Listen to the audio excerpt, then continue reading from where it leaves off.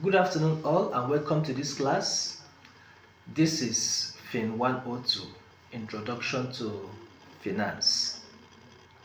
Like we discussed in the last class, we are looking at financial statement analysis. Now, what is financial statement analysis? First of all, we need to understand what financial statement is before we now start talking about its analysis. The analysis will be discussed in the subsequent lectures, but in this lecture we will be looking at the overview of financial statements. When we talk about financial statements, what do we mean? We are actually referring to those records, documents prepared for the purpose of conveying business activities. They are reports that are prepared in such a way and manner that one who was not part of the process of the organization's operations will be able to have a fair knowledge and understanding of what transpired within that period that the report covers. So when we talk about financial statements, we are looking at financial records documented and kept that are used to monitor the financial performance of an organization. Now, there are different types of financial statements that are being kept in an organization. For profit-making organizations, these are the major financial statements that are being kept. The first one, we talk about the balance sheet. The second one, we talk about the income statement. The third one, we talk about the statement of cash flows. And the fourth one, we talk about the statement of changes in equity.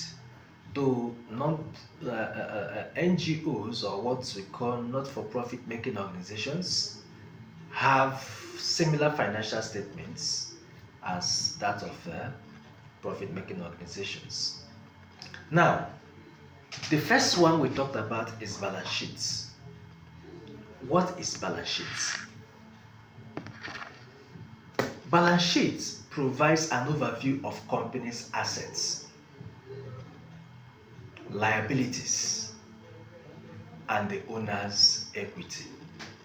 That is what the balance sheets always presents at a particular point in time. So as at that period that the balance sheet is being reported, it will give you the picture of what the company has as assets, what the companies are owing, which is a liability, and what will remain for the owners if all the whole assets have been liquidated and used to settle the liabilities, which we call the owner's equity. That is what the balance sheet shows. So by merely looking at the balance sheets, you'll be able to tell easily if the company is healthy or not healthy. That is one of the statements that can actually reveal how healthy an organization is. An organization may prepare their income statements or profit and loss statements, and at a particular that period that is being prepared, they may be running into a huge loss, and you see another statement of a company, income statement of a company, and in that same period, maybe these companies are within the same industry. Let us take, for instance, a service rendering organization or a manufacturing company. And one has a profit and loss balance that shows that the company suffers serious loss, and the other one has a profit and loss balance that shows the company has a serious profit. Looking at that profit and that loss does not actually, given that those companies are of the same size, given that they are of the same size, that does not actually mean that the one that is having profit this year is more healthy than the one that is running into loss. For you to know how healthy each of them is, you need to look at their balance sheet statements and check the level of their liabilities as against the level of their assets and know what the owner's equity is.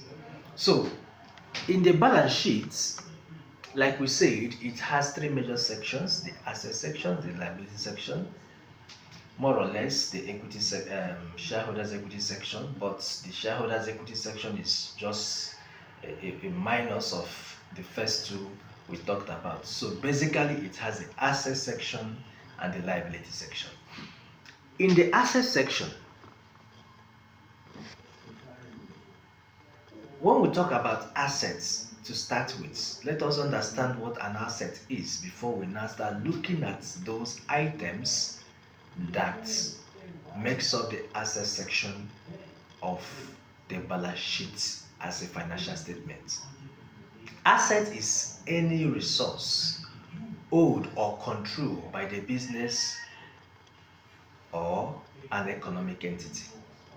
It is anything that can be used to produce positive economic value.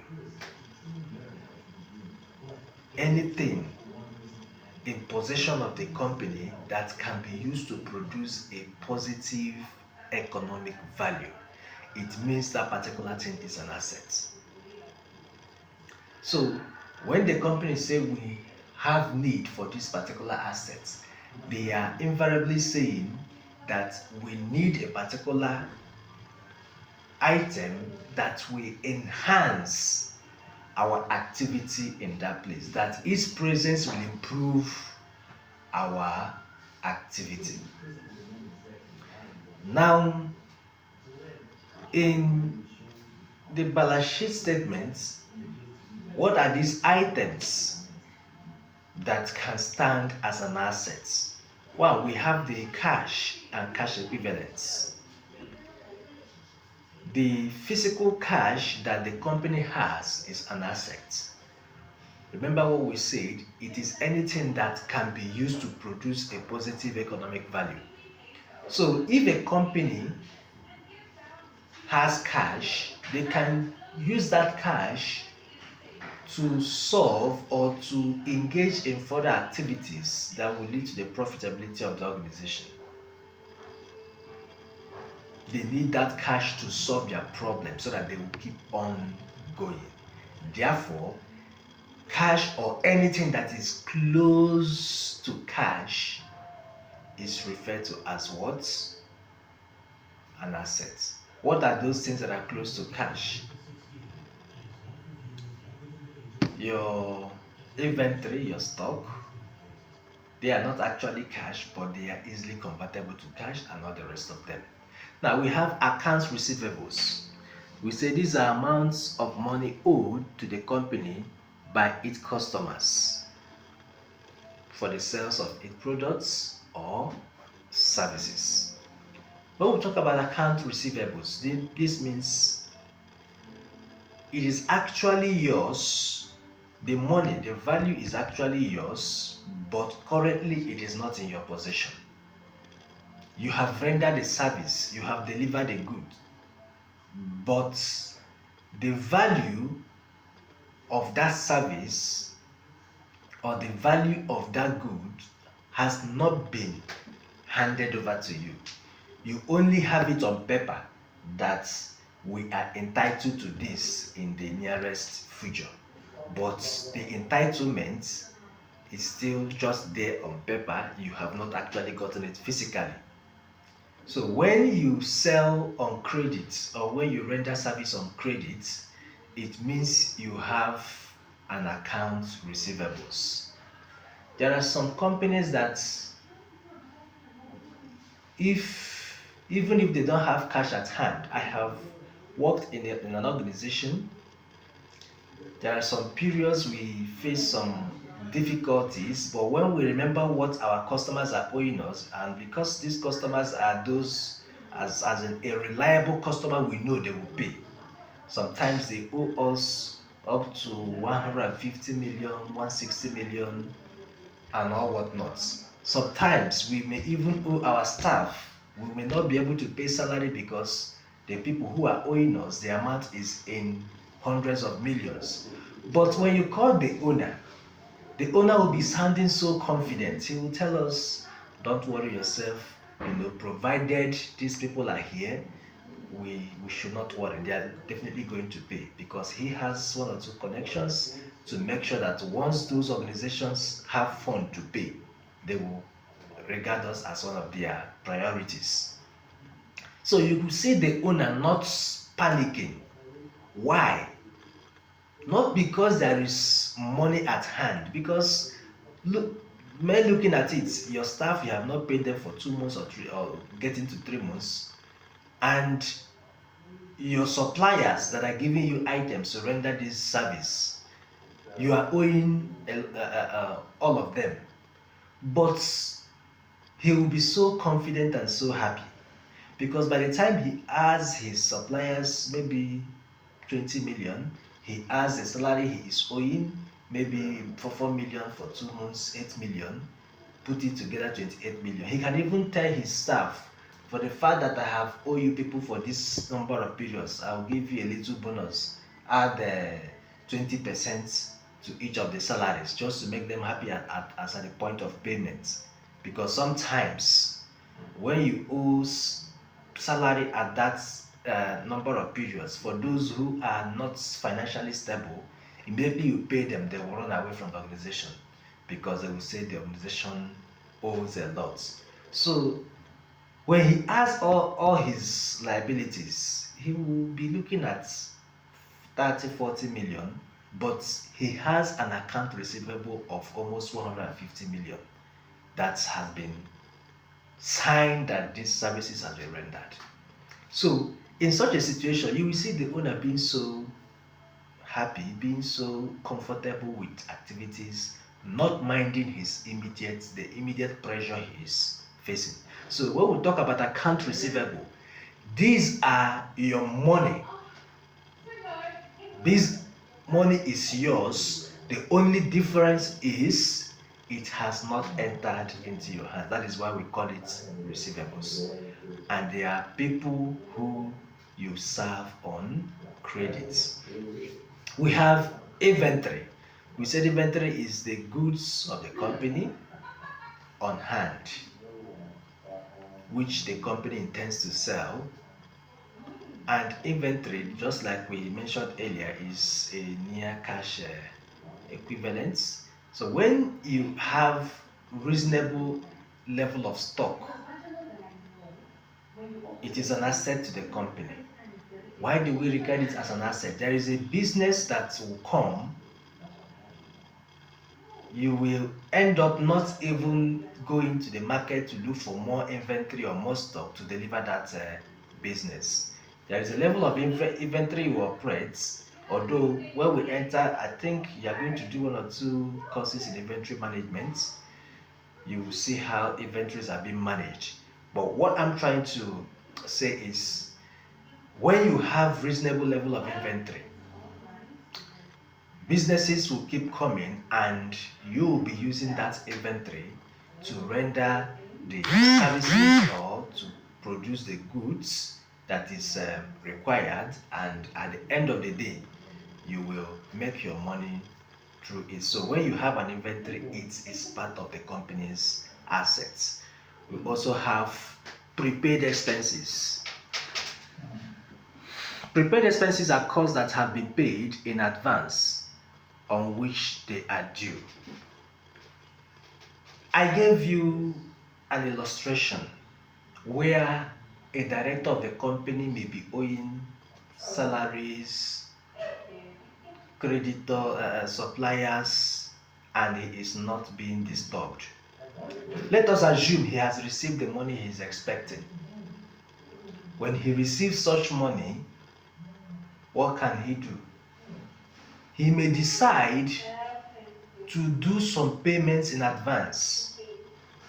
Assuming he is renting the office space where he stays, he may decide to pay for next year in this year, because looking at it, it may come, next year might come and the money to do the payment immediately may not be at hand. So he may decide to use the money he has collected this year and say, let me make an advance payment for my office space. Let me make my advance payments for electricity bill. All those expenses that are so certain that you must likely make, he can decide to pay for them in advance. When you have paid for them in advance, it means they are now like an asset for you. Why? Because it will give you what? It will produce a positive economic value. By that next year, you will be using the electricity, you will not pay for it again. You will be using the space, you will not talk about the payment again. So prepaid expenses are part of the expenses you find on the asset parts of a balance sheet. Prepaid expenses, like I said, simply means all advance payments made for future use. We have property, plants, and equipment. All these things are all assets. Any property you have, we'll talk about property, plant, and equipment. We'll talk about the land. We'll talk about the, all heavy equipment like gensets, like building, and all the rest of them. All these things are really needed for the purpose of that business. In their absence, the business will not hold. So their value is being ascertained and is being posted on the asset side of the balance sheets. We also have investments. Investments are part of your assets. Your company might be doing well and you say, let me invest in another company, so that if there are periods that my own company is not doing well, I will rely on the other company that I have invested on and use their proceeds to sustain myself. So when you invest in any organization or in anything, that money which you have invested serves as what? An asset. Then we have trademarks, patents, goodwill, and others. These are all intangible assets. We call them intangible assets, just like we have trademark, patents, goodwill. We call them intangible assets because you cannot touch them. You cannot touch them. But however, because of them, you will enjoy good businesses.